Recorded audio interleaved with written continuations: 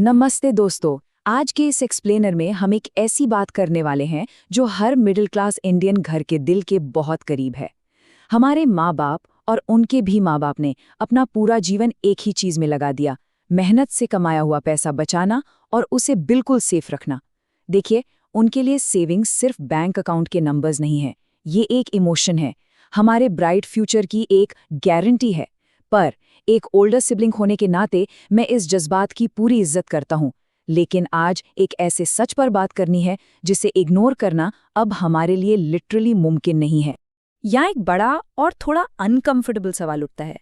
जिस traditional mindset पे हमारे माँ बाप ने दशकों तक भरोसा किया, क्या उस तरह से पैसे को सेफ रखना असल में उस पैसे को धीरे धीरे डिस्ट्रॉय कर रहा है?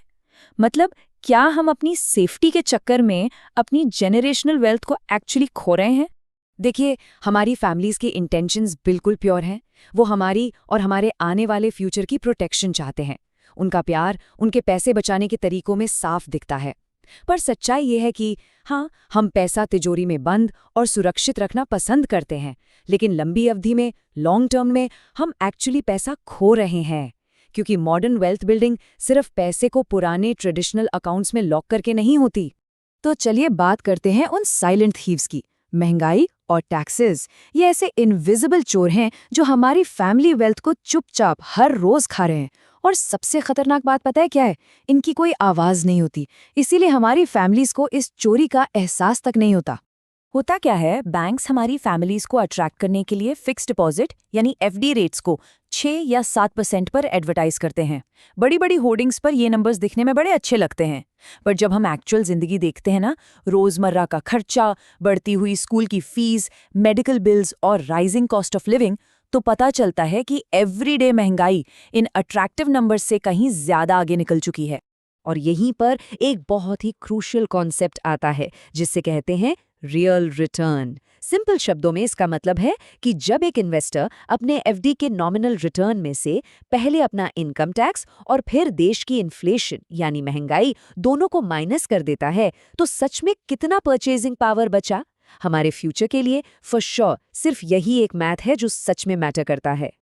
Okay, let's dive into this, क्योंकि अब हम इस पूरी चर्चा का सबसे क्रिटिकल फाइनेंशियल ब्रेकडाउन करने वाले हैं। ये एक ऐसा वेकअप कॉल है जिसकी हम सबको बेहद जरूरत थी। एक स्टेप बाय स्टेप कैलकुलेशन देखते हैं। मान लीजिए एक बैंक एफडी पर 6.40% का रेट देता है। अगर कोई 30% टैक्स स्लैब में आता है तो टैक्स कटने के बाद हाथ में एक्चुअल रिटर्न सिर्फ 4.48% बचता है। अब इसमें से हमारी एवरेज महंगाई को निकाल दीजिए, जो पिछले कुछ दशकों में करीब 5% रही है, और उसके बाद जो रियल रिटर्न बचता है ना, वो ऑनेस्टली मेरे लिए लिटरली शॉकिंग था जब मैंने इसे पहली बार देखा। -0.52%। The real math literally equals a negative return. इसका पूरा मतलब समझना बहुत बहुत जरूरी है। हमारे माँ बाप अपने हार्ड अर्न्ड पैसे को एफडी में लॉक करके समझते हैं कि वो बिल्कुल सेफ हैं और उनका पैसा ग्रो कर रहा है, पर साइलेंटली हर एक साल उनका पैसा एक्चुअली कम हो रहा है। वो बिना सोचे समझे और गरीब हो रहे हैं। नो वे, राइट? पर यही सच है। अब जब हमें प्रॉब्लम पूरी तरह समझ आ गई है, तो सॉल्यूशन क्या है? चलिए इंडियन इक्विटीज और एफडीज के बीच का पिछले 2 दशक का एक हिस्टोरिकल रियलिटी चेक लेते हैं। अगर हम पिछले 20 सालों का डेटा देखें तो एफडीज के एवरेज रेट्स लगातार नीचे गिरते गए हैं, पर वहीं दूसरी तरफ निफ्टी 50 ने पिछले 30 सालों में करीब 12.74% का हिस्टोरिकल एनुअलाइज्ड रिटर्न दिया है। इंडियन इक्विटीज ने कंटिन्यूसली महंगाई को प्रैक्टिकली बीट किया है, और वो भी बहुत आराम से। और दिस ब्रिलियंटली इलिस्ट्रेट्स कि निफ्टी 50 में इन्वेस्ट करने का एक्चुअल मतलब क्या है। ये कोई सट्टा खेलना या ब्लाइंडली रिस्क लेना बिल्कुल नहीं है। इसका सीधा सा मतलब ये है कि हम अपने देश की टॉप 50 सबसे बड़ी, सबसे सॉलिड कंपनीज के हिस्सेदार बन रहे हैं। जो बिजनेसेस हमारी इकोनॉमी को आज चलाते हैं, हम डायरेक्टली उन्हीं की ग्रोथ का हिस्सा बन रहे हैं। एक मैसिव नंबर ध्यान में रखने लायक है, 13 टाइम्स। इंडियन इक्विटीज ने पिछले 20 सालों में इन्वेस्टर्स की वेल्थ को 13 गुना बढ़ाया है। ये उस चीज की कॉस्ट है जिसे हम मिसिंग आउट कहते हैं। सिर्फ एक एफडी के सेफ्टी नेट में रहकर हमारी फैमिलीज ने वेल्थ क्रिएट करने की एक बहुत बड़ी लाइफ चेंजिंग अपॉर्चुनिटी को एक्चुअली मिस कर दिया है। और पता है, बात सिर्फ हिस्टोरिकल रिटर्न्स पर ही खत्म नहीं होती। रिटर्न्स के अलावा टैक्सेस में एक और बहुत बड़ा गैप है। एफडी का इंटरेस्ट एक नॉर्मल इनकम में ऐड होता है और इस पर अप टू 30% तक टैक्स लग सकता है। पर दूसरी तरफ इक्विटी में long term capital gains tax सिर्फ 12.5% है, और वो भी हर साल 1.25 लाख की एग्जेम्पशन के बाद। सिस्टम का स्ट्रक्चर खुद इस तरह डिजाइंड है कि वो पेशेंट इन्वेस्टर्स को स्ट्रांगली रिवॉर्ड करता है और सिर्फ एफडीज पर डिपेंड रहने वालों को पीनलाइज करता है। So the crucial point is, इस जेनरेशनल साइकिल को ठीक कैसे किया जाए। अब वक्त आ गया है इस वेल्थ ट्रैप को तोड़ने का। ये डायरेक्टली हमारी जनरेशन की रिस्पॉन्सिबिलिटी है कि हम इस नॉलेज को यूज करें और अपनी फैमिली के फाइनेंशियल फ्यूचर को जेन्युइनली प्रोटेक्ट करें। अपनी फैमिली वेल्थ को बचाने के लिए हमें कुछ बहुत प्रैक्टिकल स्टेप्स लेने होंगे। पहला, घर में पैसों के बारे में बिना झिझक ओपनली बात करें।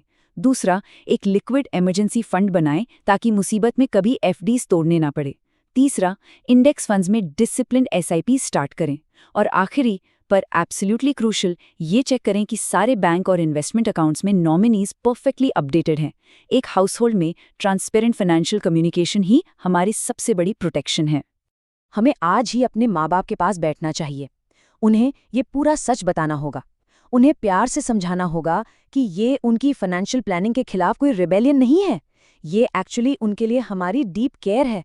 उन्होंने जो पैसा अपनी पूरी जिंदगी की खून पसीने की मेहनत से कमाया है ना, उसको इस महंगाई और टैक्सेस के ट्रैप से बचाना अब हमारा सबसे बड़ा फर्ज है।